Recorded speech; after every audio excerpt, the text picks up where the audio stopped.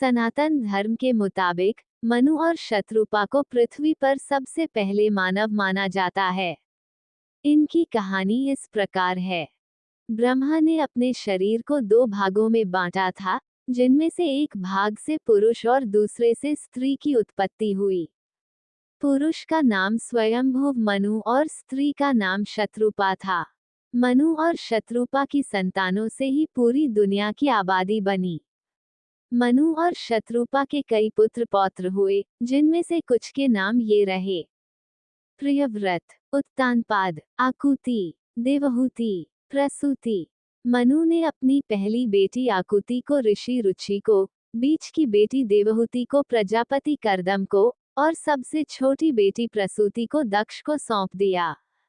बहुत समय बाद मनु ने अपने बेटे उत्तानपाद को राज्य सौंप दिया और पत्नी शत्रुपा के साथ वन में तपस्या करने चले गए।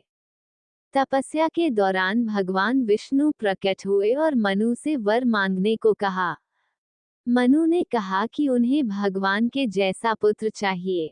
भगवान जैसा पुत्र पाने के लिए राजा मनु व शत्रुपा की तरह तपस्या करनी पड़ती है।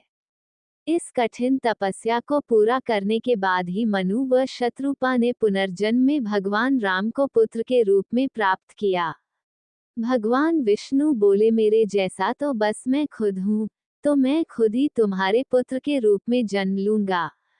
त्रेतायुग में तुम राजा दशरथ और शत्रुपा कौशल्या बनकर जन्मेंगी। मैं तुम्हारे पुत्र राम के रूप में जन्म लूंगा। इस तरह मनु शत्रुपा को मिला वरदान राम जन्म का कारण बना।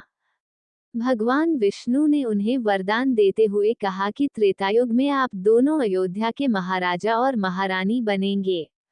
आप दोनों के पुत्र के रूप में रामचंद्र मेरा 7वां अवतार होगा। इसी वरदान को पूरा करने के लिए भगवान राम दशरथ और कौशल्या के पुत्र के रूप में जन्म लिए। राजा दशरथ ही कृष्ण अवतार के समय वासुदेव और कौशल्या देवकी बने थे। कैकेयी ने राम से कहा था कि मैं तुम्हें अगले जन्म में पुत्र रूप में प्राप्त करूं, इसलिए कैकेयी यशोदा बनी और उन्हें भी कृष्ण की माता बनने का सौभाग्य मिला।